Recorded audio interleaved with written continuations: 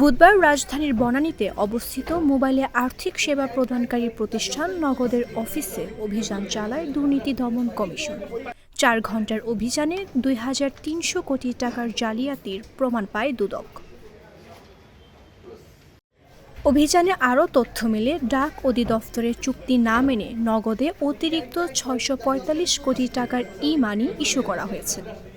এছাড়া ভুয়া এজেন্ট দেখিয়ে ১,৭১১ কোটি টাকার ফান্ড সরিয়ে নেওয়া হয়। নগদ প্ল্যাটফর্ম ব্যবহার করে বিদেশে অর্থ পাচারের মাধ্যমে মানি লন্ডারিং এর যে একটা অভিযোগ ছিল আমাদের কাছে, এবং আমরা সেই অভিযোগটা নিয়ে কাজ করতে আজকে এসেছি এবং এসে আমরা নথিপত্র ডকুমেন্ট সবকিছুই পেয়েছি। এখন যে ডাক অধিদপ্তরের সাথে নগদের যে সম্পর্কটা, এটা নিতে ক্ষমতার অপব্যবহার হয়েছে কিনা সেটাও আমরা দেখব।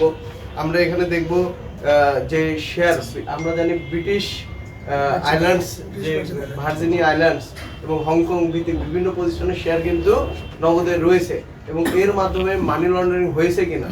আমরা চাই বাংলাদেশের জনগণের কষ্টার্জিত টাকা বাংলাদেশেই থাকুক, এই টাকা কেউ যাতে নিয়ে যেতে না পারে। আমরা সেই বিষয়ে নথিপত্র চেয়েছিলাম, আমাদেরকে কিছু নথিপত্র সরবরাহ করেছে এবং আগামীকাল হয়তো দেওয়া হবে।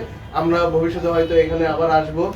অনিয়ম দুর্নীতি যদি কিছু হয়ে থাকে সেটা বের হয়ে আসুক, সেটা আমরা করব।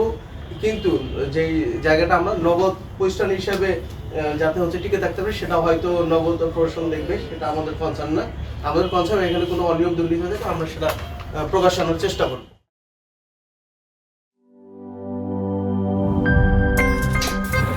আমার একটা স্মার্ট সিদ্ধান্তে 25% গ্যাসের খরচ কমেছে। ভাবছেন কিভাবে? সাধারণ গ্যাস স্টোভ বদলে আমি এনেছি আরএফএল গ্যাস স্টোভ। এর সাইন্টিফিক নজল ও ব্রাস বার্নার ক্যাপ সমানভাবে তাপ ছড়িয়ে রান্না করে দ্রুত, তাই গ্যাসও বাঁচায় 25%, টাকাও বাঁচে 25%। আরএফএল গ্যাস স্টোভ নিরাপদ ও গ্যাস সাশ্রয়ী।